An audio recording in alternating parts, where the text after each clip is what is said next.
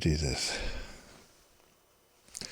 Hello, my name is Miles Johnston and I'm with the Basis Project, and I've been asked to give a small example of the kind of work that I do, and I've chosen a presentation I gave at High Elms Manor during the summer for the American group Project Camelot by Harry Cassidy, but also held at the British UFO Academy held at High Elms Manor, which is in North London. My principal role in UFOs has been since I've been a little kid in Belfast, and we had a UFO group there called the Irish UFO Research Centre, and I was also with the British Unidentified UFO Research Centre Bufora. I was a Northern Ireland Regional Investigations Coordinator. That's way back in the 1970s. So I have been in the UFO business for a very, very long time. Some time ago in the 1990s, I also have a major professional connection in broadcasting. I've built two very large FM broadcast stations in the Republic of Ireland. And also I've been with the BBC for a very long time, 6 years, 5.5 years. But also with Sky News in London, Sky Television for 21 years, and I did Sky Sports from a technical broadcast studio operations point of view. My role is to investigate at the cutting edge, where possible, about new things. And in 1994, my research brought me to a gentleman who was a security guard in a facility in Berkshire, and his father discovered at the end of World War II, at the close of World War II, his father, working for the British intelligence services, found a base, a number of labs where strange-looking humans were under development by the Germans. This technology was brought to the United Kingdom, and subsequently we were involved with grey and reptilian aliens in British bases from the word go. So this idea that there is any mystery about aliens and they're all out there is fundamentally wrong and in error. And for those of you in Central Europe, I'm sure you are aware of the German technology with the Honeyboo and different flying saucer and high technology devices, and also a different physics, what was called non-Einsteinian physics, which allowed secret elements, secret organizations to develop a very high level of technology in conjunction with making programmed generated life forms, cyborgs, or transhumanized beings, combining human beings with technology and also modifying them, which is otherwise known as transhumanization, which part of my research includes the work in Cornwall and the early part of the 20th century, involving a lot of these kind of ideas which go into Central Europe and Switzerland in the 1800s. So, to my presentation. This is for the Awake and Aware conference, the Arrivals, a Mission. I'll be narrating this, and I hope you're able to follow it. So the next one is, let's just do this, another computer. Okay, so this is really how we're talking here. And on the screen we have soul and reincarnation cycles have been accessed. There were three very important contributors to the Basis Project. One was John Irwin, who was one step beyond. This is a special military team in the 1950s, and there were 16 of them. And they were way ahead of the game in terms of ultra-secret missions, which were British military but not operated by the British military. There's another brilliant lady from Finland who moved to Norway, and she was former Chief Medical Officer of Finland, Dr. Rauni Kilda. And her book, There Is No Death, which unfortunately is not available in English, she was able to determine there is life past death. So this is a very advanced form of thinking that in the 1950s, before the war, way back in the early days of 1800s or a lot earlier, we are already dealing with the ability to see beyond death and control and be with other beings in different realms and dimensions. Okay, this is important. Basis 8 was another interview with a healer and a guy called Chris Thomas. And he was engaged with data and information about the Anunnaki and the Hathors. And this was a collective race called the Velon, and they had two sub-races which were known as the Anunnaki and the Hathor. The Hathors stayed on Earth, and they were the Dalai Lama in Tibet. They stayed there. They didn't migrate away from that. And so the extremely severe slave-type society of the Tibetan monks was made an example by the Chinese, because they invaded Tibet and found the horrendous ways that type of ET, otherwise known as the Hathors, which is also known in Egypt, they were involved with some very terrible things. The other main race that most people would be familiar with are the Anunnaki. And they, according to Chris Thomas and the Akashic records, explained how the Anunnaki stayed. 99% of the Velon people who had hoped to stay here left. They didn't stay on the earth, but a remnant of them, the Anunnaki, took over the highest levels of human society, and this involved swapping souls and doing that kind of thing, and infiltrated our society, and that's where all our problems are today. Another person who I interviewed in Prague was Eva Zemanova, and she explains the very early origins of the arrival of beings, biological beings, into this world. And another lady, Stena Stenberg in Norway, she has presented a full presentation to Bases 2025. The Bases lectures and presentations, I usually have a number of those per year. The year is 2025. Selena Stenberg is from Norway, and she saw very, very detailed and complicated patterns, which were also visible in crop circles. And those patterns are what we call keys to dimensional stargates. The whole point of John Irwin's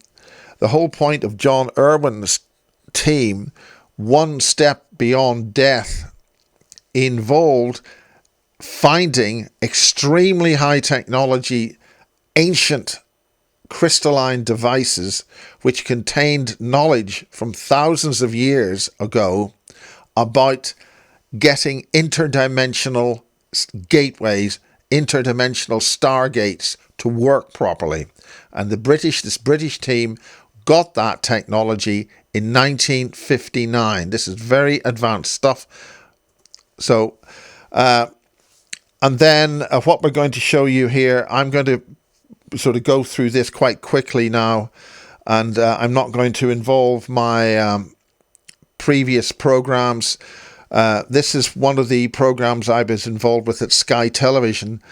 UFOs, no defense significance. Now, the point about this is that was the formal statement from the British Ministry of Defence. UFO, no defense significance. The reason why they are of no defense significance is because the British and the Americans and the other NATO bases are fully integrated and involved with multiple ET races. The problem is they have made allegiances and contracts with extremely bad ETs, the Alpha Draconis and the Greys. So this is just, again, my name on the credits to show that I was part of that situation. And I'm going to also show you a massive radio station I built in 1987. It was really great fun to build that. You can actually see one of my colleagues up the mast. The person there is a guy called Tom Hardy, and he was on the radio ship Radio Caroline, and that was a major radio ship in the Irish in the North Sea. And in order to play records, you had to go out into a radio ship and construct that in the North Sea, broadcasting to Britain. What we did here was we were right on the Irish border, and we constructed this massive tower with 24 high gain antennas to transmit to Belfast, and that was 1987 through to December 1988, and that was a lot of fun, and I'm very proud to have been part of that. Subsequently, we have myself actually with another radio station which we returned in the mid-1990s into 2005, and that's the radio mast that we use there. And the point about this is, the point about what I'm saying here is that you may be faced with an impossible task, which is so unbelievable and so difficult, and you would never think you could actually do it. Well, we did this, I did this, and we did it twice. And that's the important thing. So we're now going to move on to John Irwin. Now, John Irwin here, you can see, is the gentleman on the left, and the gentleman on the right is Sean Stone. He is the son of the famous Hollywood film director who did the movie JFK, and he was investigating this whole aspect of the British dealing with these special elements. The Secrets Were in Jaraba, that's the book. The 16, One Step Beyond. And there were also things involved with that. You'll see on the right-hand side that when the British military, this very elite team of 16, went into this base in the Middle East called Jaraba, 2 flying saucers took off from the base.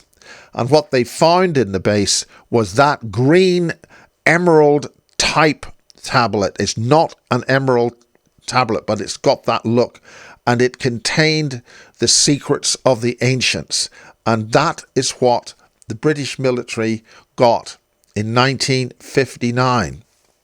So I'm going to speed on here. I'm just going to mix back onto this, and we're just going to go through a lot of this, which I've sort of mentioned, so we'll just go through that. I've got an interview here, maybe that'll come up.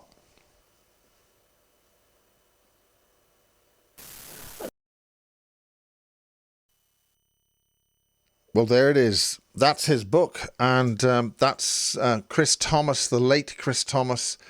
He was assassinated by a hypodermic needle from one of those people under the term of the Hathor, whilst they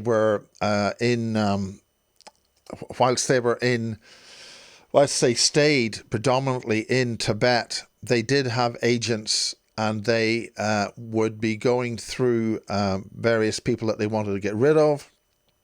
And one of them was Chris Thomas. Now, and another example where they soul swap is in a place called Cloud's House in East Noyle, which is in Wiltshire. So what happened here is over a period of time, this particular windmill structure, which it goes back about 250 years, long before those trees you can see round the structure. This was part of an alien soul swapping operation where drugged human beings, people who had become addicted to drugs, went in for rehabilitation. Now, these two ladies on the left, the lady on the left is Dutch, and she was picking up. We did research on this as to what that device was. It was very close to a drug rehabilitation center called Cloud's House, but this is not it's not a windmill. It's too small for a windmill, and there are certain factors and attributes to that structure, and crucially, the lady on the right, Karen, she's the local lady in charge. She had been noticing all these issues. Basically, a lot of human souls have been taken out of human beings. Draco ET souls put into the human bodies, and then those ET infused human beings are then sent out into the wider human population. So a substantial number of human beings that are walking about are not human souls. And this is a very important factor to understand. Now, the other thing about this is, one of the things we noticed is that the steps you can see in this photograph in the middle of the picture, they are worn in only one direction. They are worn in such a way that it's by people who leave that structure from that door. Now, that door you can see is completely shut. The building is completely enclosed and locked. But people were coming out of that building, but they weren't going into it. Now, what's also happened is that due to the way that those two ladies were working, that hill on the left, you can see that hill on the left.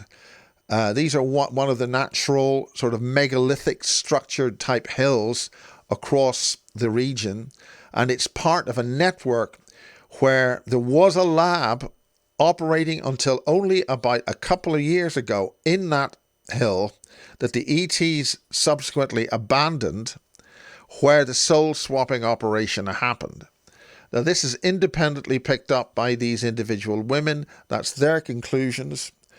But we're going to speed on now, and I'm going to mix back onto the PowerPoint and go through an awful lot of these things. You can see there in Ireland stones carved with ETs from 2000 BC. They crashed in Ireland and they have 6 fingers. And you can see the characteristic alien type face in those rocks, and that's in Ireland. There's also a whole pile of, this is about a TV series about Avebury, and again, it's about souls, alien beings inside the rocks. And the lady concerned there, you saw her earlier, she's from Holland, and she was able to find that those stones have got ETs trapped in them, perhaps deliberately. But this is in other carved structures at graveyards across England. And for those of you who are aware of the centre of Oslo, you will see a reptilian here eating a woman as part of the artwork of what's in Oslo. And that is clearly a reptilian devouring a human. So this is in plain sight. I'll go through this quite quickly. These are 3 of the team in Oslo, in the south of Oslo. The lady in the center is Selena, and she is the person who has noticed the extremely detailed patterns in crop circles and keys to interdimensional gateways. Now, to be very clear about the crop circles, they have been made by men and women working very closely with the intelligence authorities to create very accurate patterns in the crops. The whole point about this is they wanted to see who would notice what was in the patterns. That's the whole point of the crop circles. And whilst the circle makers have been making the crop circles with their stomping boards, which is very precise and very accurate, they would make mistakes sometimes. They found, the actual people making the crop circles found that they had company. There were other factors which they were not aware of, which they knew that there was some other kind of intelligence involved with them making the fake crop circles. There's no such thing as a fake crop circle. But it's important that the person on the left, that's Monica on the left, she's a Norwegian multiple abductee, and her children were to grow up and work in what we call the Secret Space Program, SSP, also known as the Nachtwaffen. That's the Nachtwaffen. That's German for night fleet, and is all part of the secrecy in these crops, in these issues. Now, I'm not going to play this, but we'll see if that'll. We'll see if we get through this. A Buddhist and a direct experiencer of an ancient ET landing on Earth before any animal life existed on the Earth millions of years ago. Her event she directly recalled while in India is the... Right, I'm not going to play that. Hopefully that'll stop. Yeah. The key to that is that when you saw that Ava Zemanova, that was interviewed in Prague when we were there with my colleague Joanne Summerscales. Was one of the things we did. Joanne created a team, including myself, way back in 2011, and it was called the AMACH Project, AMMACH, and we actually visited Prague. And there was a major event there, and that she was on stage. I was in the background doing filming. We did some reports from Prague, a very fine city, and we enjoyed ourselves very much. But this was a project which was fairly short-lived, but it ended up being involved with a major Channel 4 television documentary called Confessions of an Alien Abductee. Now, the point about that is that that program involved a number of individuals who were known to the intelligence services having contact. And that program we all thought was going to be very, very serious. But there was a decision made very late in the day, almost 2 years after we'd started shooting that program for this television company, Channel 4 Television, that they decided to make it into a comedy, and everybody involved was very annoyed about that. That is still available. It's available to see in different places. Now, one of the other things that Selena has made reference to are these crystals. These she is talking about intelligences in these large crystals. And you can see here, you can see the face of a being, a grey. But this is an example of crystal intelligence. You can also see a being in there. So there's crystal intelligence, and that's one way of having intelligent beings in the crystals. Now, this is what Selena found. She was getting this very complex geometry. The writing there, you can see, is what some people call a star language or it's sort of the language of the stars. But this is her artwork. But this is crucial because some of these designs are also in the crop circles. And this is the whole point of what we're talking about here. So there is a base in Cornwall called RAF St. Morgan, and also linked with Machrihanish. But this is part of the secret space program. The bases in England and across the world, people are now talking about working at these bases in conjunction with what we call the secret space program. Now, one of the places that was compromised by ETs was Marconi Defence in 1974. This is an eyewitness account of a major base in Britain, in Farnborough, which was accessed by grey or other types of beings in the drawing office of this secret base, secret defence company called Marconi Defence. So this is an eyewitness account of the drawing office, the place where the secrets were kept. The drawings were all kept on large paper drawings before the era of mass computer use in April 1974. And this huge triangular craft came into land.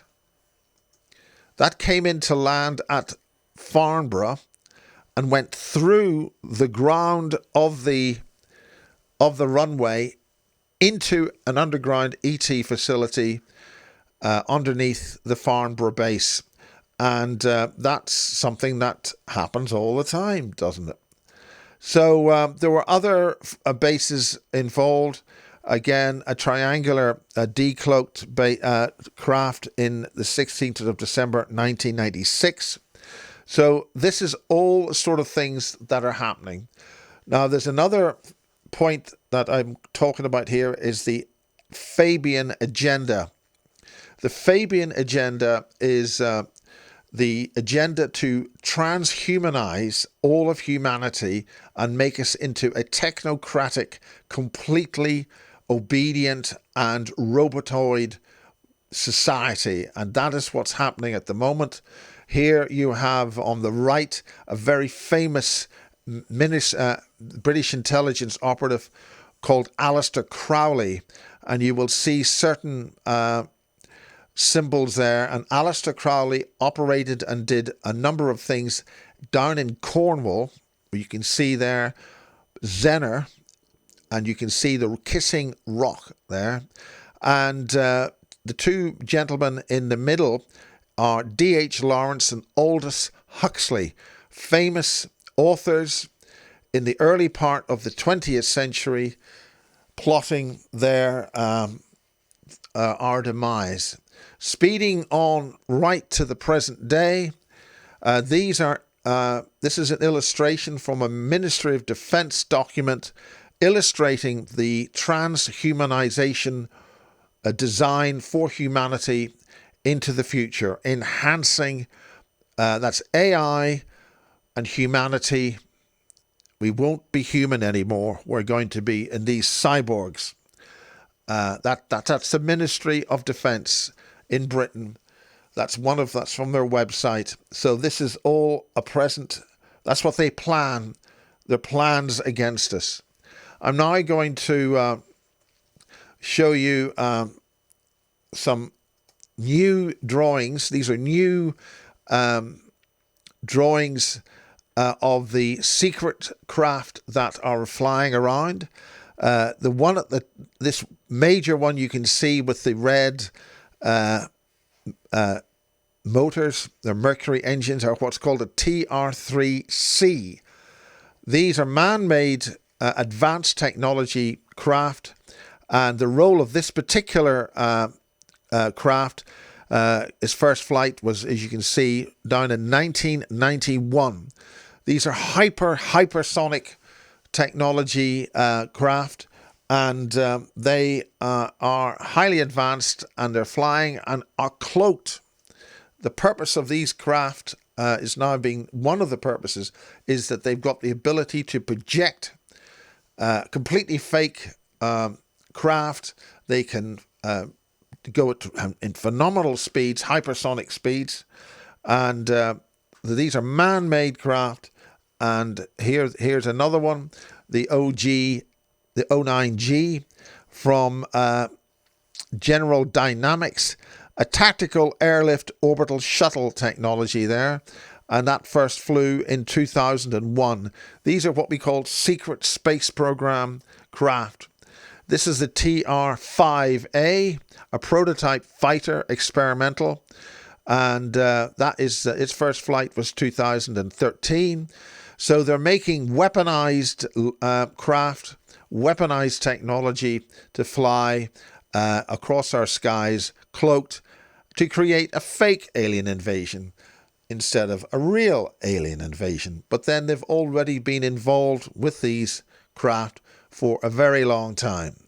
So a little bit more on this. This is, again, I don't know the source of these drawings. These are artists' drawings.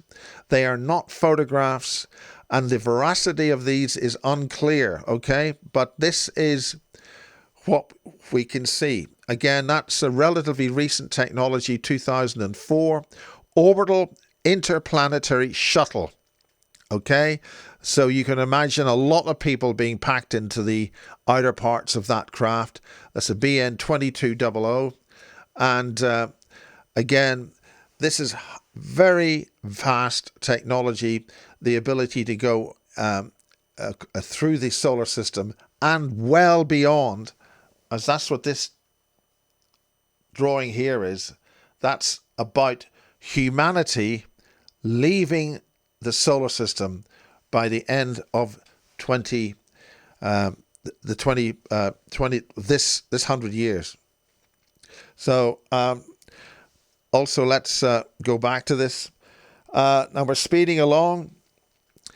At my conference in December, I'll be having somebody talking from the United States. Her name is Penny Bradley. This is a photograph that she's kept in the bottom of one of her drawers. Some people suggested that the cross hairs there are from a periscope that took this picture. This is a very large Draco reptilian craft, huge, and she flew one of those. This is a heavy-duty cargo craft, and they come and they take us, and they'll be coming to take us again in a couple of years. We understand there's going to be a mass collection of humans around about 2027, 2028. So this is what these things look like. This is a very large Tic Tac. You might be aware of a thing called the Tic Tac UFOs that the United States have been talking about. They are man-made and use technology that's sort of a little bit that this sort of thing would use. Again, this is quite an old photograph. It looks like a Zeppelin, but it is not a airship. There are other craft here that which we do not have the veracity of. They could be AI, but I'm showing these craft. They may be from the US Navy. They've been available on the internet. We're talking about summer 2025. And you can see there's a google.de there. So there's a German reference to these in Europe. So whether these are real or they have been generated using AI, but we don't know. And this is one which is, you can see, is like the craft that we saw just a bit earlier. So, and this is the sort of size you can see that they are.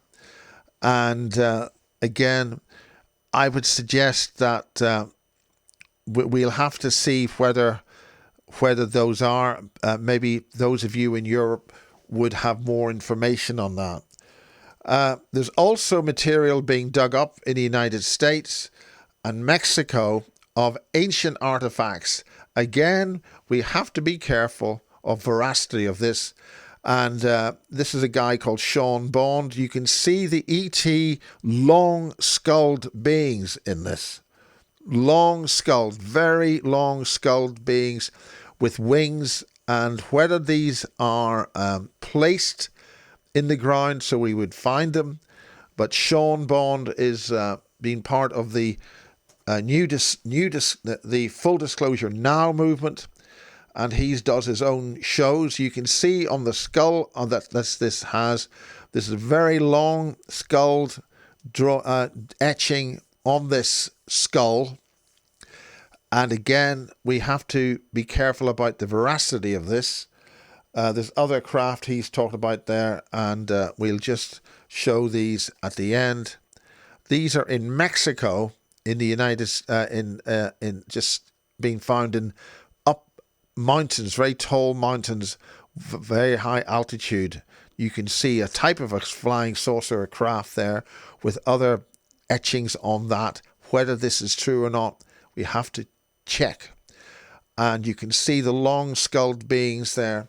And in the United Kingdom, Maria Wheatley has found a long barrow, a 400-foot long barrow, the longest long barrow in the British Isles, and that has been completely cut off by the British military. It's been covered with wire gauze. This particular item shows different sides of this pyramid, this artifact.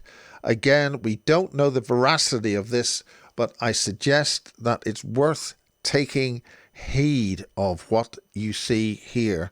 You can see very long-skulled beings which used to be around here. Anyway, my name is Miles Johnston, and I've done this for people in Europe to be translated, and I hope this will give an indication of what we're dealing with, and I hope that the translation will be successful. I will be releasing this anyway on the Basis Project on YouTube, which is heavily censored. My whole project was deleted by YouTube in 2020. They took the whole thing down, 34 years worth of work. And so nothing that you see on YouTube may either be there when you want to see it again. So this, again, I'll leave you with this image. You have to decide what's true on this. But shall we say, and I'll say it finally, where there's smoke, there's fire. And we will have to see whether these images that I've just shown are actually true, or they are very elaborate fakes, or courageous people are trying to tell us something. I would suggest that we take extreme caution and be very, very careful about what's the very bad people, the powers that be, have plans for us all. This is not a good message. It's not a happy message. My name is Miles Johnston of the Basis Project, and I'll see you around sometime.